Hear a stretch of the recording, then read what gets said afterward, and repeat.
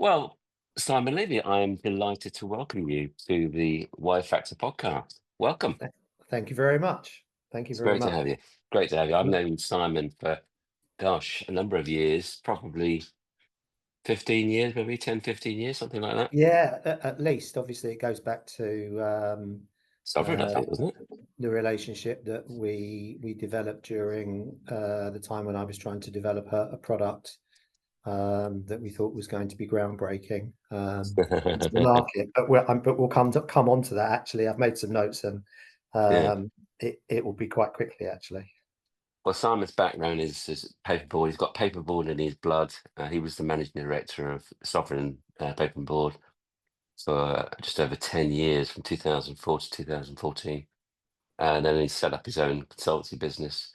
He then became senior European category manager at DS Smith Packaging for just over 5 years and joined Columbia, which is a Finnish-owned conglomerate, beginning of this year. So it's been all changed for you in recent times, eh, Simon? So well, tell us a you missed out the 3.5 years between DS Smith and Colombier, which I've only been here since January, but I was right. at a trading company based up in Scotland, global trading Of company called course, PG yeah. Paper. Yeah, it's not on your thingy. That it's not on your LinkedIn. Oh, it should be. But anyway, Yeah. okay, Anyway, fine. never mind. Anyway, yes, Yeah, of course you were at GB, weren't you? Yeah. yeah, PG. PG, sorry. Yes, of course. Apologies for chopping that one out. Don't know how I did that exactly. What were you doing there? So I was development director for the business for UK and some countries in Europe. Although PG Paper are a UK business based up just outside Glasgow, Mm, they trade globally, but they had never really done any business of any substance here into their own backyard, as it were. So um, I was introduced to the owners of the business after I left DS by a very good friend of mine, and it was literally, I wasn't there to apply for any job. It was just a meeting, and it turned very quickly into an opportunity, which I took. And yeah, I'd like to think that I did a good job for them. We built a business here in the UK across various different product grades hmm. and put PG on the map in terms of awareness within the packaging and paper industry in terms of sales into the UK. What would you say over the last, say, 15, 20 years has been your primary focus work-wise? What have you been trying to achieve? Um, well, I think in terms of achievement, it's been about obviously progressing my career, um, but the majority of the work that I've done has been mostly in around carton board grades, in terms of the supply chain of carton board grades, working with mills and supplying to converters here in the UK and to abroad. Hmm. Obviously, at the DS Smith, that did encompass some of that, but that was a procurement only role. So I was working on behalf of DS Smith in managing a spend of around 150 million across various different substrates. Okay. And what have been your biggest challenges? In business or in life? Well, we'll get on to the life bit, but in business, in terms of, because I know you've been working hard on trying to develop um, exotic, shall we say, barrier coated materials and trying to fast track plastic substitution in the world of fiber. What have been your biggest barriers from what you see? So I think that that's a good place to sort of start. That as you know, when I was at Sovereign and working with Paul Spring, I had an idea about finding a product that was able to replace a previous product that was being manufactured by a Finnish mill, Swedish mill, and that had a lot of traction into the sandwich packaging market. but unfortunately, that particular business went bust because the product was so incredibly over spec'd that the price that they need that it was being sold at into that particular market, sandwich packaging, was never going to be sustainable. You're talking So about we Tector and Stromsdale, I take it it. was Texo and Yeah. Stromsdale. Yeah, I Mm. wasn't sure whether you wanted me to discuss the names. No. Mm. That's Yeah. fine. So my idea was simply trying to replicate that, but from a price point that would have reach into the market outside of just the sandwich pack market, but that was our main focus. And like anything that was quite new, even then, back in, I suppose we started working on that around about 2010, maybe something like that. Hmm.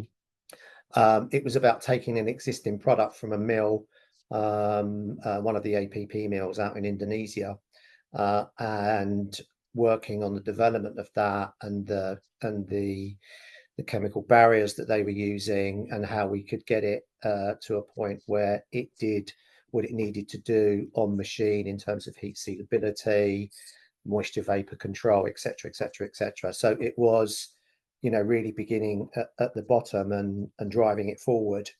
And there was um, a lot of work went into it, and there were two or three times when we thought this time next year, Rodney, will both be millionaires, Hmm. and we never quite got it to the point that we needed it to be consistent. And we were also running a business together. That was Paul and I. And it meant that I had to really uh, focus my energy on maintaining the business as a whole rather than specifically Delipack.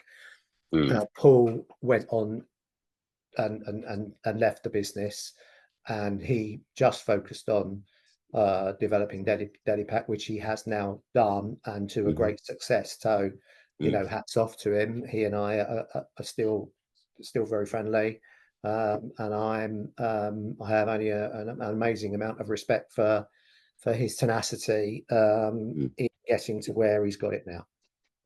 Yeah, no, it's been very impressive. Very good. Very good. So, who inspires you and has had the biggest influence on your life thus far? My children inspire me. I'm very lucky. I've got two great kids, two great boys. Hmm. Gabriel 30, Dan getting married this year.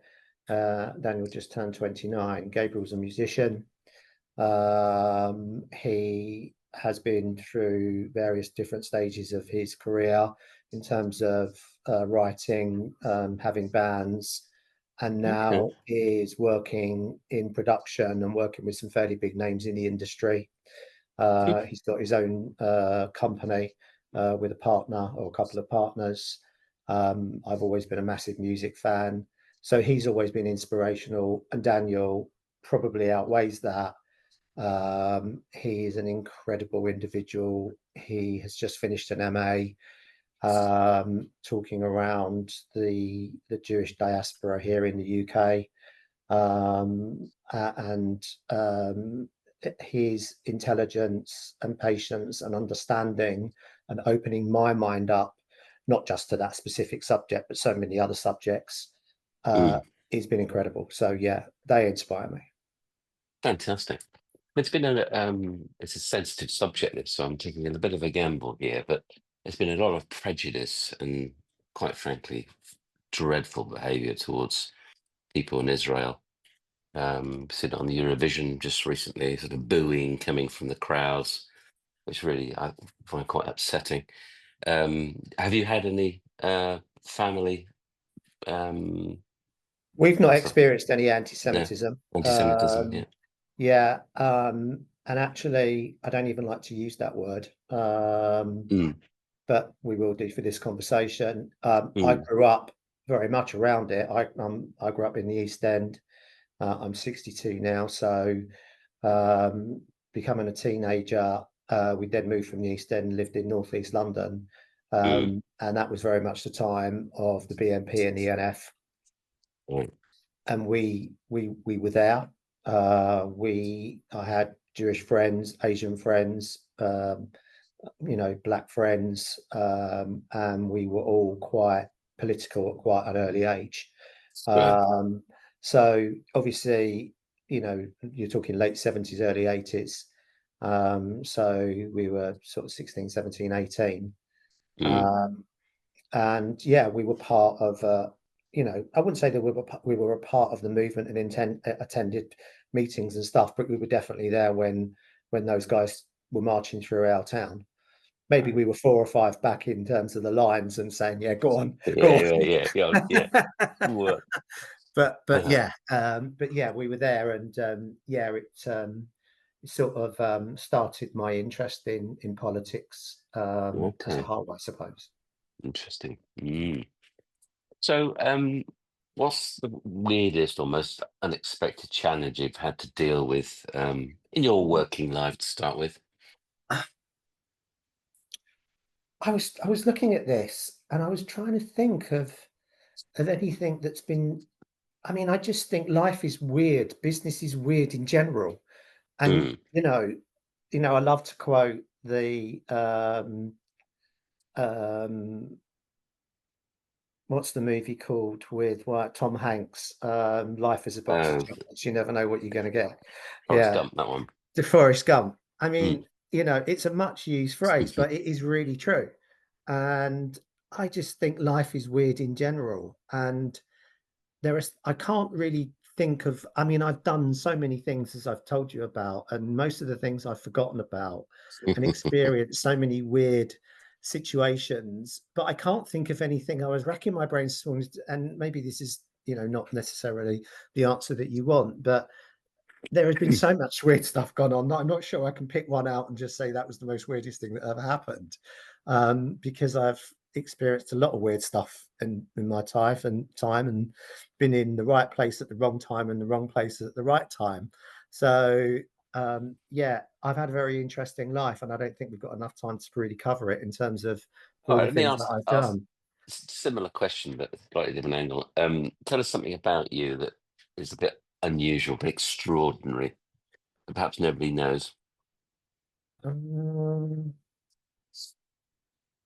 I don't think I am particularly Oh, come extraordinary. on, there's something there. I got a hole in one once. Oh, I got a hole in one once as well. In fact, I was Yeah, promised a reward for that and never got it. But anyway, did you? I got a hole in one once. And actually, it was my sister's husband's stag sort of do over a couple of Yeah. days, and I Yeah. was absolutely terrible. I couldn't hit the ball straight at all, not once, not anywhere. And I Yeah. hit one perfect drive on about 140 yarder on a raised tee, elevated tee, so you could see the whole thing. And the guys that I were playing with literally were chasing me around with their clubs saying, "What the hell? What was that?" And it was obviously Well, quite an expensive event, but it was also a very lovely moment. Anything extraordinary about me? just on the hole in one before you move on. My uncle turned up at his local golf course in Suffolk. Got to the third hole. There was a competition going on, and he hit the ball, got a hole in one, won a car. Didn't What a even know car! won a car, won a Lancia Beta something. Yeah, won I a don't know if car. this counts as being extraordinary, but we did. I went to my mother's younger sister has lived in the States since she was about 18 in the mid 60s, which in itself is extraordinary. And she went Mm, there on her own, just decided she wanted to get out of London. And I've been a regular visitor to New York. She's now moved to Florida, like a lot of more elderly people now do.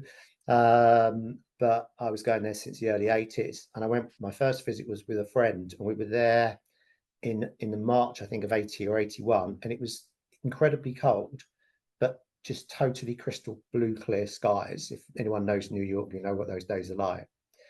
And we we'd already decided that we were going to try and get into every club we could over the 7 days we were there, and we were going to try and see if we could get into VIP areas as well. okay. So our pitch was, and we had some cards made up, Yeah. that we were. doing some research for an ITV production on New York club life, Cool. I like and we that. got away with it every single time. Did you really?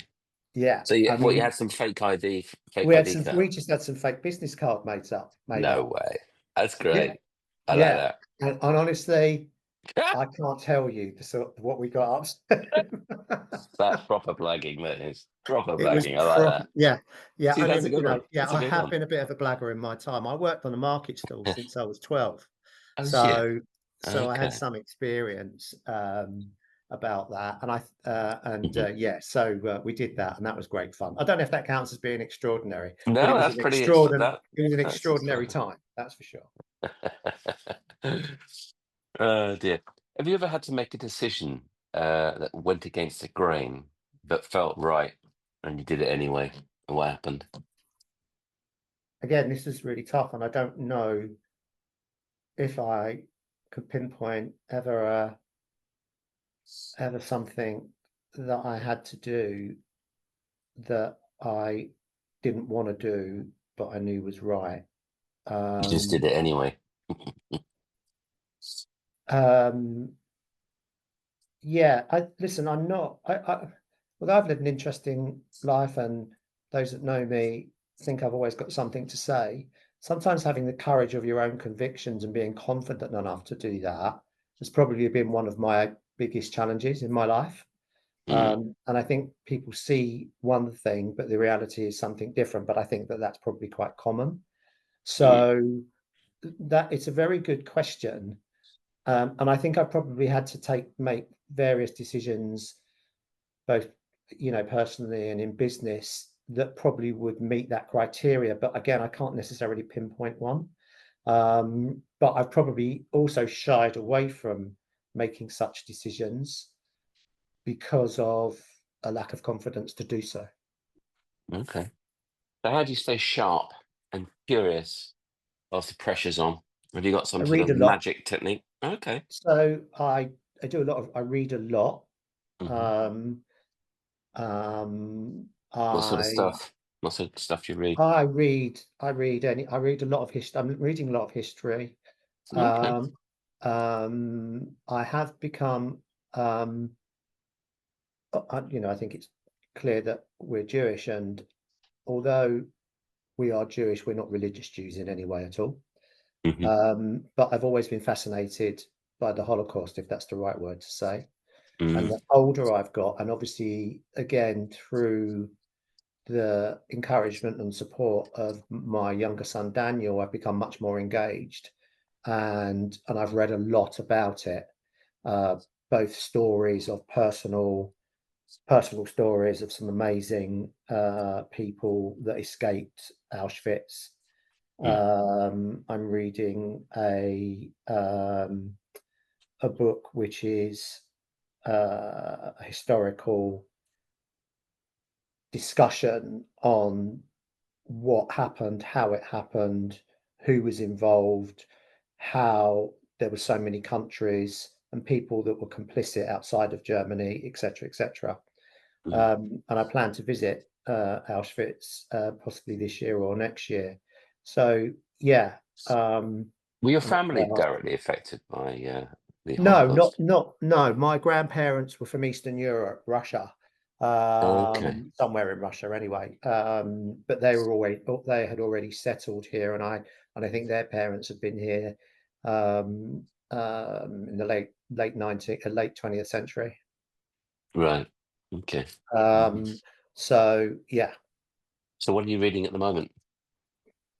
as I said, I'm reading the book, which I can't bloody remember the title of course, because as you get older, you can't remember what Can't you remember know. anything. Can't remember what you had for Yeah, breakfast. no, I don't know how many times I go up the stairs saying got going up for something and can't remember what I'm going up for.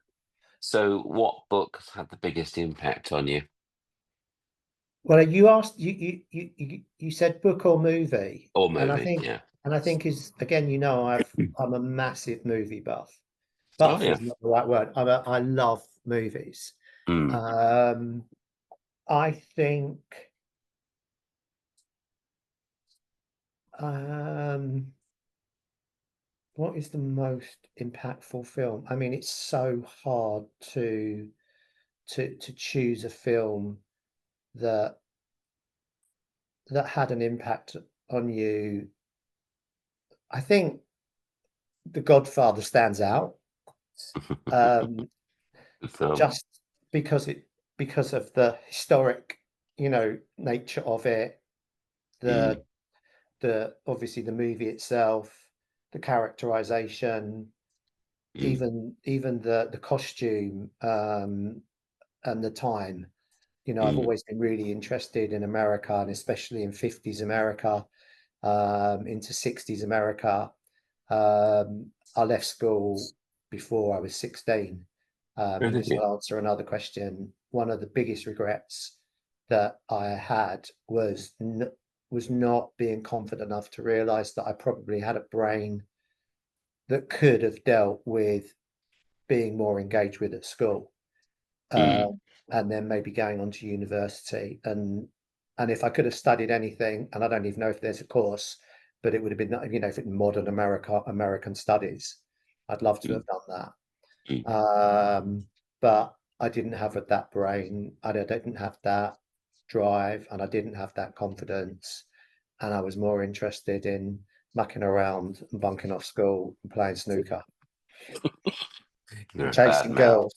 Ah, chasing girls. Yes. So, so out of work, who's the one person that keeps you grounded, keeps your feet on the ground? I'm really lucky. I've got a wide friendship group, but my two closest friends are guys I've known for I think 48 years, All right. and we are like brothers. Craig, one of them, is one of the most continues to be one of the most interesting and funny, intelligent, both um, intelligent in terms of worldviews and emotional intelligence. And he has always been my biggest critic and my biggest supporter. And he, if I need to talk to him or to talk to anyone about an issue, both personally or even business related, he's in business. He's my go-to. Mm, yeah, very good. This is not on the list of questions, but it's just popped into my mind, and I wanted to ask you. There's a lot going on in the world of plastic to paperboard packaging transition at the moment. As we know, the big brands are making some pretty important decisions. We heard just this week Starbucks are moving all their coffee cups over to plastic free. Have they? Yeah, and they're replacing the plastic lids with molded fiber lids. McDonald's are doing similar things. So there's some pretty significant moves We going need on. to talk about this offline, obviously. Yeah. Um, what's your view? Do you think that we're reaching a tipping point Definitely. where brands will switch quite wholeheartedly from single-use plastic over to fiber where they can? I think definitely. I think obviously it's a very complex landscape, and you know it so much more intimately than I do. So really, you're the person that should be asking yourself this question. Um, but Well, but from but from my point of view, yes, definitely. What are the drivers? So the drivers are obviously the environment for a start, the waste streams, obviously the impact of EPR is a massive driver commercially. Interestingly about EPR, so just to slightly segue, I found out that there's a bit of a loophole. Are you aware that it's only businesses in the UK that have a turnover of up to 2 million are affected by EPR? mm, So I mm, already have been told by a number of mm, different companies that other businesses are simply mm. setting up other companies Smaller in companies other underneath it. names, Mm, sister, brother-in-law, aunt, mm. To and circumnavigate. Mm, and they won't obviously necessarily be manufacturers, but they will be less. They'll be on, let's say, on my Yeah, side, but obviously the I think supplier side. Defra will shut down that Well, loophole pretty soon. again, I can answer. So I know that someone that's recently had a conversation with DEFRA and with this most senior person at DEFRA, and they got a figurative shrug of a shoulder, and what do you want me to do about it? Answer.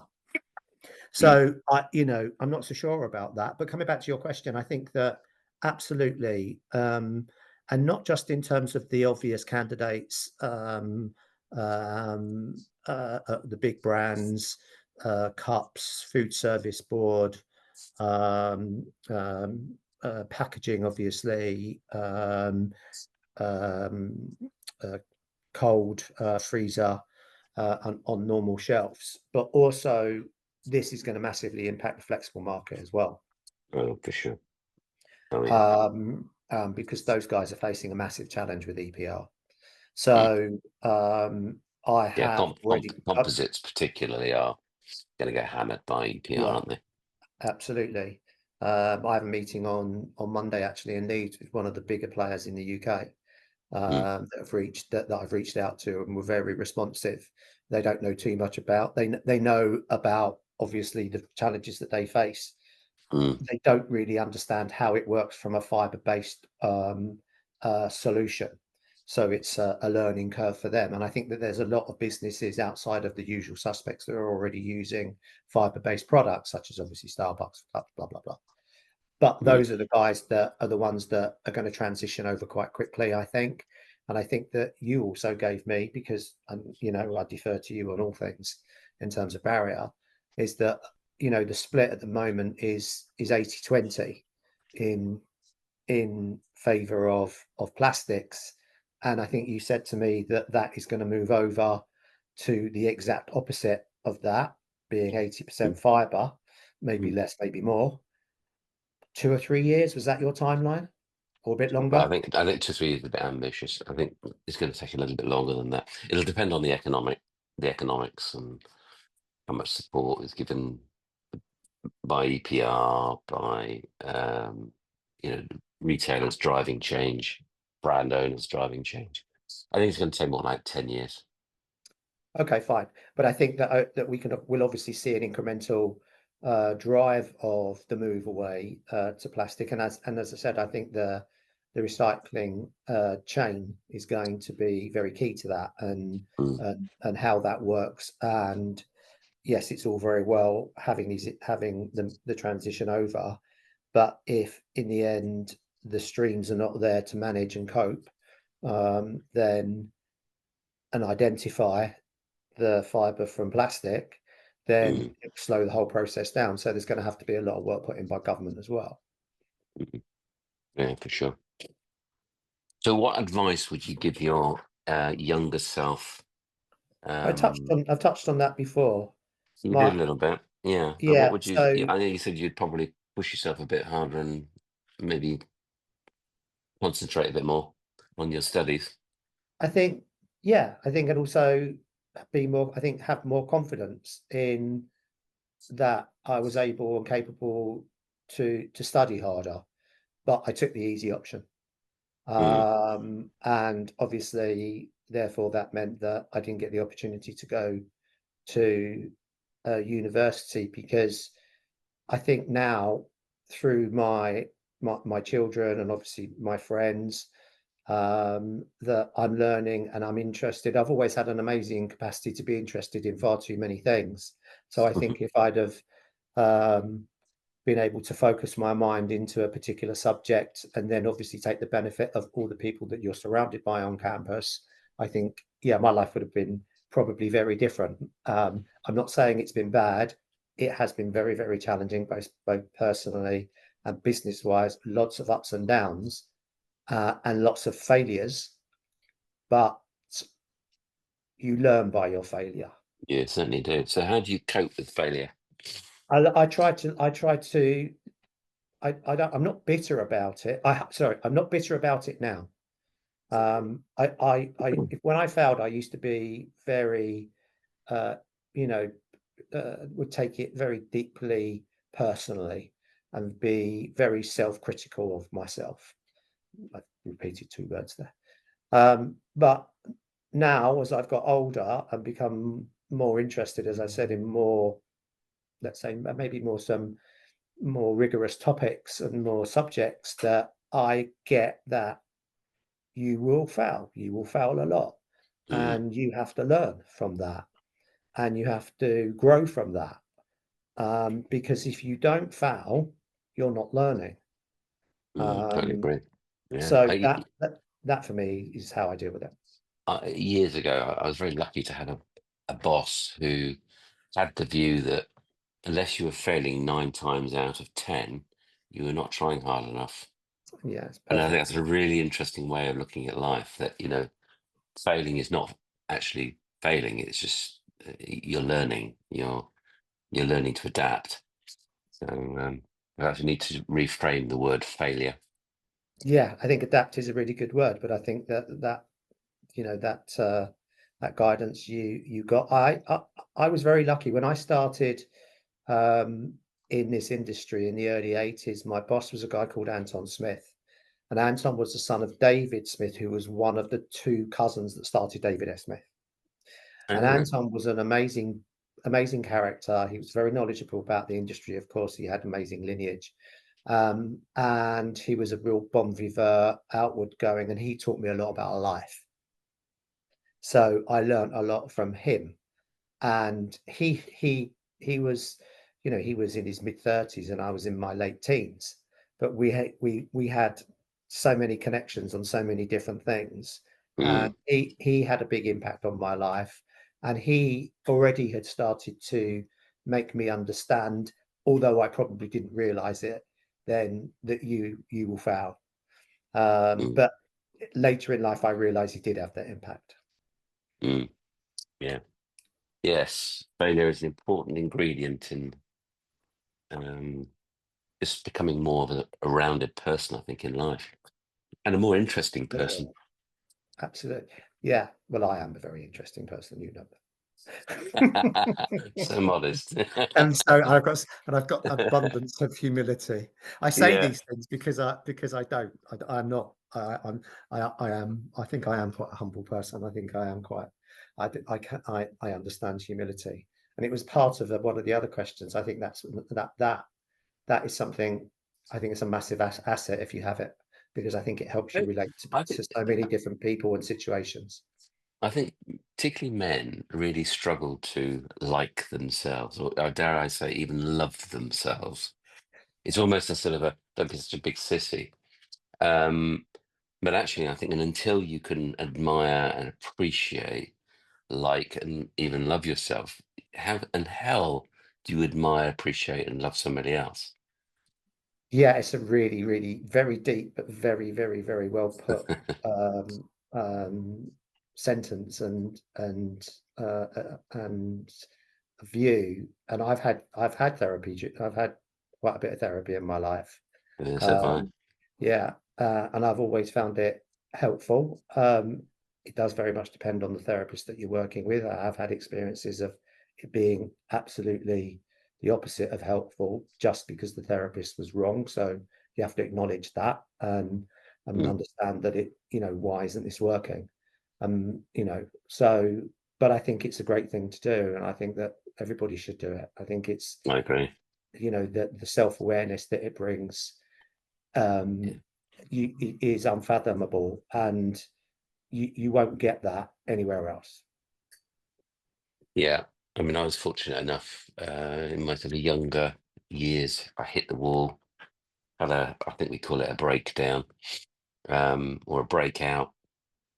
And I ended up going to cognitive behavioral therapy, CBT. Right.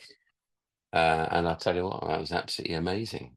Talk about open up my mind to a whole different world, to one I just didn't even know existed. So yeah, I becoming completely, self-aware is so important. I completely agree, and I did the same. I did CBT. I Did you? started going at the big 20 2000 2001, because I Okay. had also I had something happen to me which was, was a terrible event. It was the second time with my, it was a business thing, um, and my wife and I also had we lost our first child, Mm. uh, and So, that has that also obviously stayed with us.